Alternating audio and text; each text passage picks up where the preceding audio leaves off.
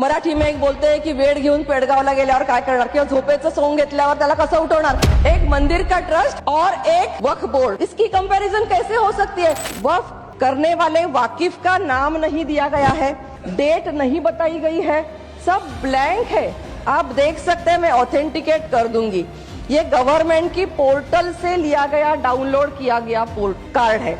वक्फ वाकिफ का नाम नहीं है, यूआईडी नंबर नहीं है, एड्रेस नहीं है, रजिस्ट्रेशन की डेट नहीं है, क्रिएशन डेट नहीं है, प्रॉपर्टी की बाउंड्रीज नहीं है, प्रॉपर्टी स्पेसिफिकेशंस नहीं है, फोटो नहीं है, इंस्पेक्शन डन नो, मतलब कुछ भी नहीं बताएंगे और बोलेंगे कि ये प्रॉपर्टी हमारी है। और जब पूछा जाए तो बताएंगे कि 200 साल 300 साल पुरानी है। 200 साल 300 साल पुरानी कैसे हो सकती है। 1950, 1954 दोनों आप स्टैटिस्टिक्स देखिए। 1954 तक अपने देश में, इस देश में केवल 37,000 प्रॉपर्टीज वक्फ की थी, वो आज 8,72,000 बन गई है। तो दुगनी तिगनी चौगुनी, मतलब सच्चर कमेटी के दरमियान 4.5 लाख थी, समझो इतनी कहां से बढ़ी। अगर मुसलमान भाई बहन हमारे यहाँ के गरीब है तो इतनी प्रॉपर्टी कैसे बनी। और 200 साल की प्रॉपर्टी वहां क्यों नहीं रिफ्लेक्ट हुई 54 साल में। 1954 में जो प्रॉपर्टी दिख रही थी वो 37,000 ओनली थी। तो वो प्रॉपर्टी 200 साल की अगर प्रॉपर्टी आपके पास इतनी है, 8.5 लाख प्रॉपर्टी 200 साल की अगर है, तो वो वहां रिफ्लेक्ट क्यों नहीं हुई।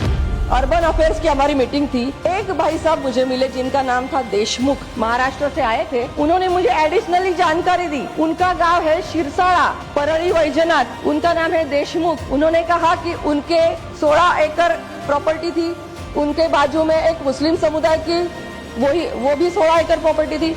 दोनों प्रॉपर्टी मिलाकर अचानक से वक्फ जाहिर कर दी। अचानक से कैसे हो सकता है। और दोनों ने, मतलब देशमुख जी भी गए और मुसलमान जो भाई थे वो भी गए और उन्होंने पैसे देके प्रॉपर्टी वापस ले ली। पैसे देके, मतलब ये करप्शन चल रहा है। जेपीसी में हमारे एक कर्नाटक के भाई साहब आए थे, अनवर मणिपड़ी जी। अब मैं उनका बाकी का बोलूंगी नहीं यहाँ, क्योंकि मेरे मुंह से मुझे कोई गंदा नाम नहीं लेना है। जो भी उन्होंने कहा, वस्तु स्थिति इतनी भयानक थी।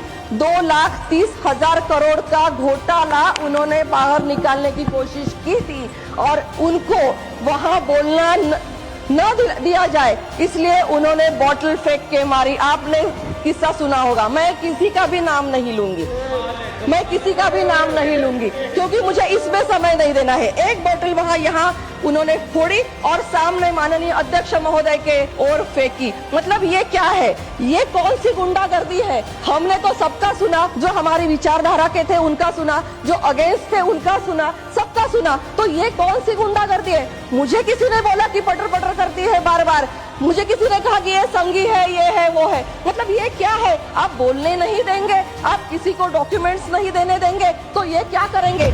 एक मुद्दा बार बार मिसलीड और मिसगाइड किया जा रहा है। माननीय अध्यक्ष महोदया, ये उनकी बात समझ में नहीं आती, ऐसा नहीं है। मराठी में एक बोलते हैं की वेळ घेऊन पेडगावला गेल्यावर काय करणार किंवा झोपेचं सोंग घेतल्यावर त्याला कसं उठवणार।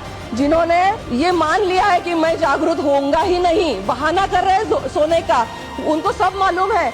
वो कंपेयर कर रहे हैं कि एक मंदिर का ट्रस्ट और एक वक्फ बोर्ड, इसकी कंपैरिजन कैसे हो सकती है। मतलब एप्पल की संतरे के साथ कैसे कंपैरिजन हो सकती है।